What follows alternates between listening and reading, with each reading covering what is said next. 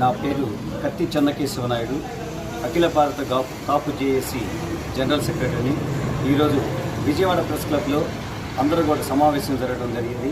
వీటిలో కొన్ని తీర్మానాలు కూడా చేసుకోవడం జరిగింది.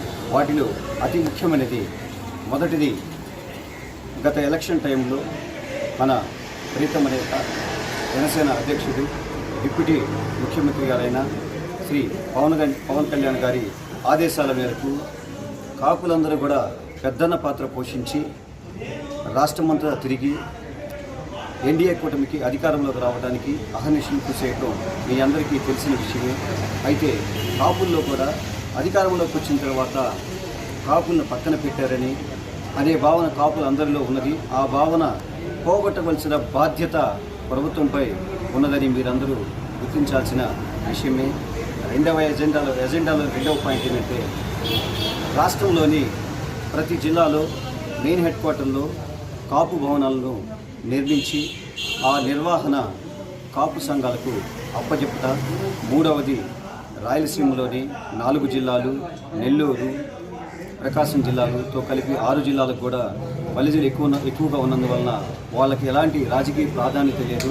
వారందరికీ కూడా రాజకీయ ప్రాధాన్యత కల్పించి నామినేట్ పోస్టులు ఇవ్వవలసిందిగా కోరడమైనది. నెక్స్ట్, అలాగే గతంలో కాపులకు 2 లక్షల రూపాయలు రుణం ఇచ్చి 1 లక్ష రూపాయలు సబ్సిడీ ఇవ్వడం జరిగింది. వాటిని 5 లక్షలకు పెంచి 2.5 లక్ష సబ్సిడీ ఇవ్వవలసిందిగా కాపు జేఏసీలో తీర్మానం చేయడం జరిగింది. అలాగే విదేశీ విద్యా రుణము పునరుద్ధరించవలసిందిగా మరీ కోరడమైనది. దానివలన కాపు జాతిలోని పిల్లలందరికీ కూడా చాలా ఉపయోగకరంగా ఉంటుంది.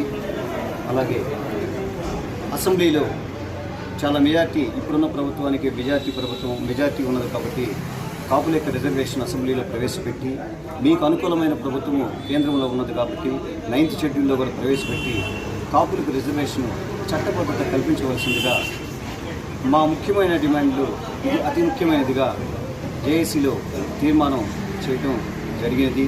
అలాగే కాపు జాతి అందరూ కూడా ఈ ప్రభుత్వంలో ఏదో ఒకటి జరిగిద్దని, లబ్ధి చేకూరుద్దని అది ఉద్యోగాల్లోనూ, అది రాజకీయ పరంగానూ అనేక రకాలుగా జరుగుతుందని 1000 కళ్ళతో ఎదురు చూస్తున్నారు.